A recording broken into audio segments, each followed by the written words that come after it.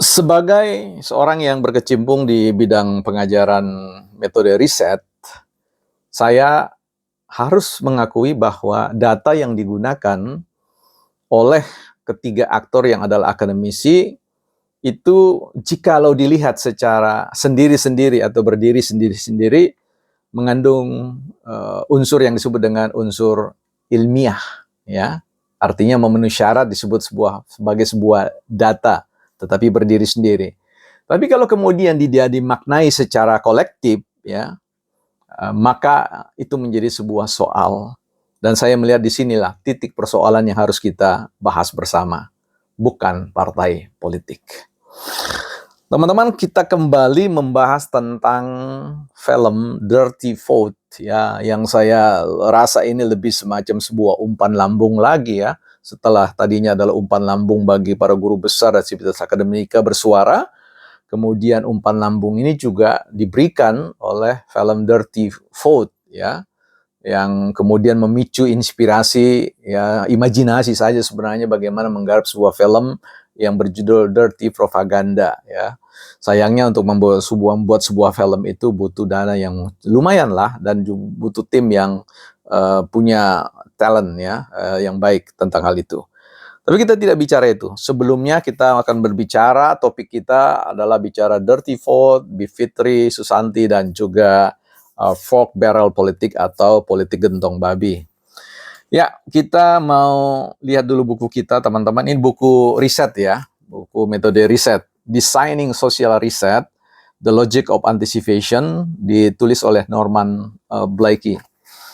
Nah, orang-orang ilmu sosial politik termasuk orang-orang hukum pasti membaca buku ini, ya, karena buku ini salah satu buku, orang bilang buku kunci, ya, atau kitab sucinya riset orang-orang ilmu sosial. Baik, di dalam ini membahas tentang persoalan bukan ayat, ya, halaman 17, ya, bicara soal data. Ketika kita bicara tentang data, maka kita harus menanyakan from where and how the data will be collected, ya.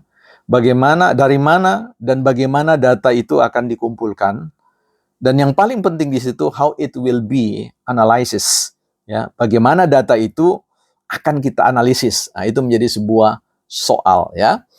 Baik, teman-teman, kita mau kembali kepada persoalan Dirty Vote, Bivitri Susanti, dan juga Fork Barrel Politik, ya, politik gentong babi yang disebut-sebut di dalam ulasan film tersebut.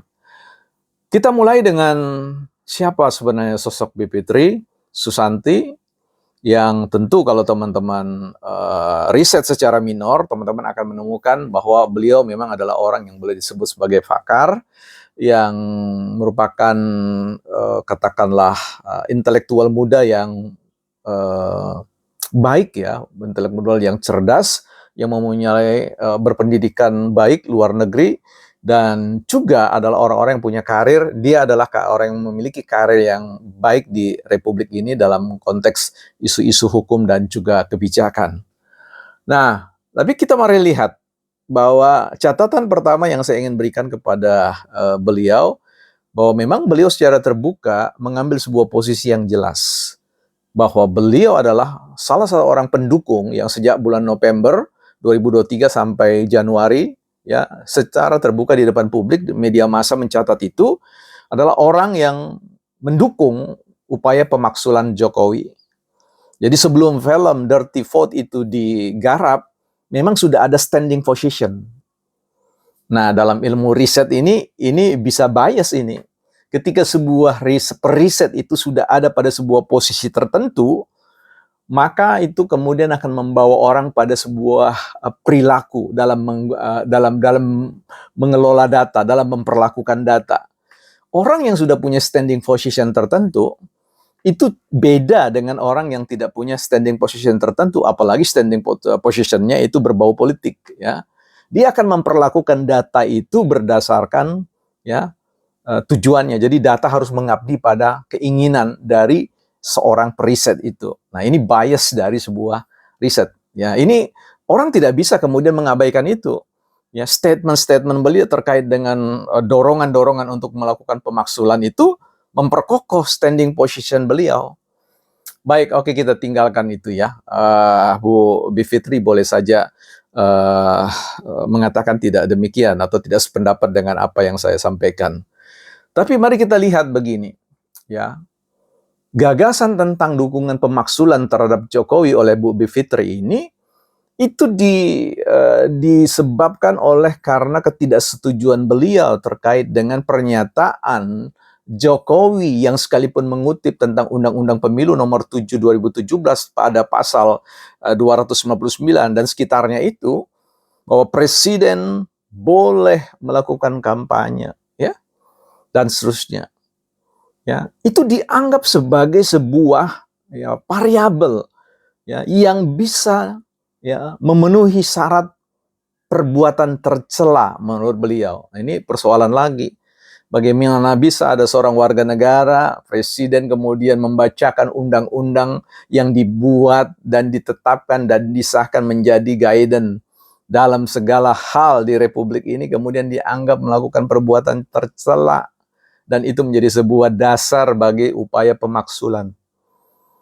Saya tidak mengerti tentang hal ini. Ya, biarlah teman-teman yang coba untuk menjelaskan itu, ikut terlibat di dalam mendiskusikan itu. Jadi kalau saya katakan film itu menghadirkan sebuah data, ya data ada bahwa Jokowi mengatakan itu. Tapi ketika itu dimaknai, how it will analysis, bagaimana ketika itu dianalisis, ini menjadi soal, ya. Apakah seorang periset itu memang sudah bebas dari, ya, standing position tertentu, tujuan tertentu? Apakah dia murni mengalir bersama dengan data, membiarkan data itu berbicara apa adanya? Ya, bukan kemudian dalam proses emiksasi atau pemaknaan itu kemudian mulai kita lakukan rasionalisasi. Nah, ini berbahaya dalam riset. Jadi saya agak sedikit terganggu dengan cara pemaknaan itu. Begitu juga dengan persoalan menteri-menteri ketika dia berkampanye, ya. Tapi saya tidak mau bahas di situ dalam bagian film itu. Saya mau masuk pada persoalan fork bearer politik atau politik gentong babi. Saya rasa di sini bahwa data tentang pendekatan politik gentong babi itu data, ya. Bahwa hadirnya bansos itu data. Tapi bagaimana itu dimaknai itu problem. Banyak problem serius di situ. Ya, menurut saya, mari kita lihat bersama. Kalau data yang ditunjukkan dengan diagram atau grafik, ya, yang uang yang bersusun dalam variabel, ya, katakanlah dalam tahun sekian dari, kalau tidak salah 2000 berapa itu ya, 2014 sampai di 2024, ya, seperti itu. Dan kemudian ada gambar tentang variabel pemilu, ya, bahwa dana bansos itu digelontorkan pada pemilu menunjukkan tren tertentu yang cukup tinggi, ya, seperti itu. Tapi, ya, persoalannya adalah mengapa kemudian Bu Bivitri tidak menyajikan yang namanya variabel-variabel lain, ya? Mengapa kemudian sebuah bansos itu, ya, mengalami tingkat kenaikan? Apakah hanya variabel pemilu? Ini kan banyak sekali variabel yang direduksi, yang dipotong, yang tidak dihadirkan. Misalkan variabel tentang bencana, ya, El Nino dan Almina, ya, dan bicara tentang hilangnya kesempatan petani di dalam rangka untuk bisa masuk dalam musim tanam dan sebagainya, dan potensi kelaparan dan sebagainya. Itu kan variabel-variabel yang harus dimasukkan. Ya, kalau bicara tentang variabel tunggal untuk menunjukkan itu namanya menzoom, mengcapture. Nah, itu framing. Ya, sebagai seorang periset kita tidak boleh memframing. Kita menghadirkan semua variabel-variabel yang memungkinkan untuk menjelaskan mengapa sebuah bansos, anggaran bansos itu naik. Jadi bukan hanya persoalan variabel tunggal di situ. Ya, saya kira ini sebuah persoalan dalam dunia riset, dalam metode yang dipakai. Nah, mari kita lihat, ya, teman-teman, ketika berbicara tentang bansos. Bukankah semua presiden, calon presiden, baik 01, 02, 03, semua ada pada sebuah suara yang sama. Mau mengatakan meninggikan, akan menaikkan bantuan sosial. Artinya, range yang dipatok oleh Jokowi dalam bahasa pemerintah Jokowi itu akan dinaikkan. Artinya ada kebutuhan, ada persoalan di balik konteks kenaikan itu.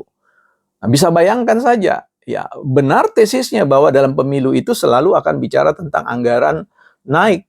Ya, paslon nomor 1 dan 2 menjanjikan kenaikan itu. Nah, ini kan konteks pemilu sebenarnya, ya.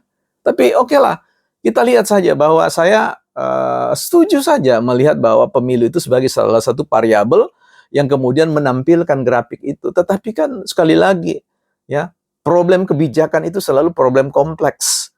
Dia selalu punya, ya, ada dinamika variabel-variabel lain yang merupakan variabel penjelas, ya. Ada variabel pengganggunya, ada variabel yang lain, ya. Ya, ini mesti didengar oleh publik terkait tentang ini supaya berimbang. Nah, kalau kita bicara tentang fork barrel politik, politik gentong babi, ini kan konteksnya berbeda. Politik, ya fork barrel politik itu kan bicara tentang konteks Amerika yang saat itu adalah dalam kondisi masa perbudakan. Indonesia tidak dalam masa perbudakan. Orang-orang yang menerima bantuan sosial itu bukan budak-budak. Mereka adalah rakyat merdeka. Mereka yang punya hak. Kalau budak tidak punya hak. Ya, jadi saya kira tidak tepat menggunakan yang namanya logika terkait dengan pendekatan fork barrel politik. Ya, jauh. Ya, saya kira melihat bahwa ini sesuatu yang ya sederhana untuk dilihat kalau dibaca. Coba lihat data yang kisaran 2020 sampai 2023 itu cenderung anggaran yang disampaikan itu, yang digelontorkan itu rata-rata ya tidak terlalu banyak selisih perbedaannya.